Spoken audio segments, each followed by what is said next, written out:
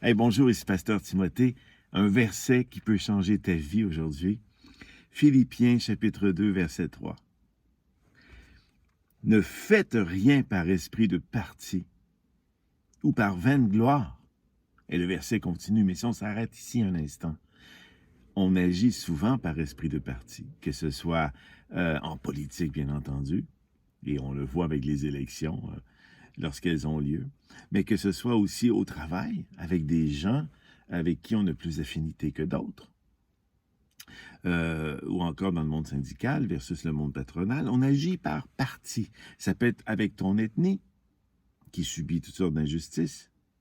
Ça peut être au nom de ta famille, au nom de ton gouvernement, au nom de ton pays, au nom de ton Église, pour sauvegarder l'image qu'elle a, au nom de ta propre vie. Tu prends parti pris sur toi. Ou encore, dans une discussion même, de vouloir sauvegarder tes opinions.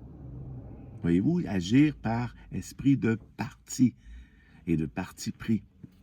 Et Paul dit aussi, ne faites rien par vaine gloire. Et une gloire qui est vaine, c'est celle qui ne demeurera pas devant Dieu au jour du jugement. Dieu va tout juger par Jésus-Christ. Et tout ce qui a été fait pour d'autres raisons ne subsistera pas. Dieu a tant aimé le monde qu'il a donné son Fils unique.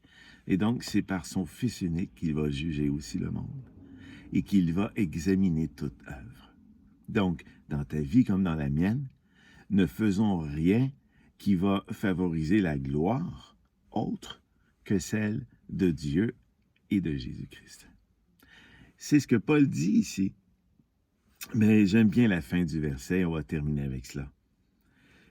Mais que l'humilité vous fasse regarder les autres comme étant au-dessus de vous-même.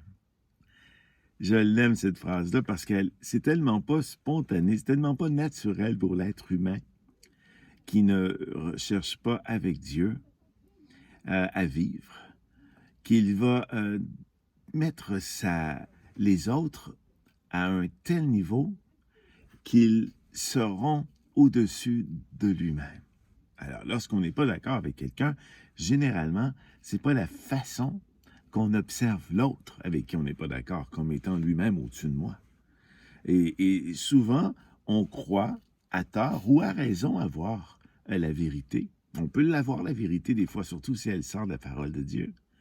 Eh bien, l'autre ne veut pas l'accepter ou l'autre y apporte beaucoup de nuances.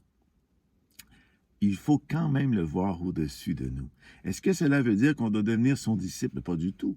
L'apôtre Paul ne va pas là, puis dans les versets qui suivent par la suite, il développe encore plus cette idée. Mais regardez l'autre par humilité comme étant au-dessus de moi-même. Comment je peux y arriver sans ne regardant pas qui il est dans sa chair? Je ne regarde plus l'être humain, je regarde le divin en lui.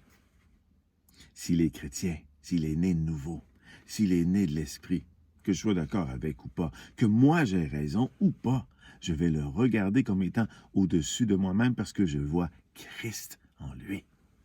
Est-ce que je suis obligé pour autant de suivre ses idées? Pas du tout. Mais par humilité, Paul était capable, lui qui avait des révélations exceptionnelles, de voir ceux qui n'en avaient pas, et même ses ennemis, parce qu'il avait des ennemis auprès de certains de la communauté juive, de les voir supérieurs à lui-même, parce qu'il servait la cause de Christ. Et c'est ça aussi. C'est pas notre cause que l'on sert. Et on ne veut pas que les gens voient nous et qu'ils nous attribuent toutes sortes de qualités qui vont nous glorifier. On veut qu'ils voient Christ en nous. Voyez-vous, lorsqu'on regarde Jésus dans l'autre, et Jésus est regardé en moi, bien, c'est l'humilité qui règne parce que notre Maître lui-même a lavé les pieds de ses disciples.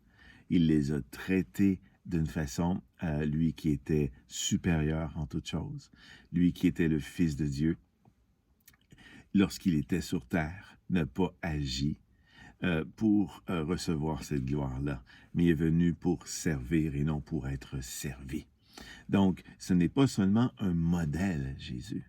Ce n'est pas seulement celui qu'on imite, c'est celui qu'on est devenu. Et donc, nous devons, comme lui, avoir ces sentiments en nous et regarder tout être humain par l'humilité, en le voyant supérieur à nous-mêmes, c'est-à-dire Christ en lui est supérieur à ma chair. Et c'est pour ça que je l'aime et que je le respecte, même si j'ai des différends avec lui. Amen. Alors, je vous revois très bientôt pour une prochaine révélation. Merci beaucoup. Dieu vous bénisse et je vous aime beaucoup. Amen.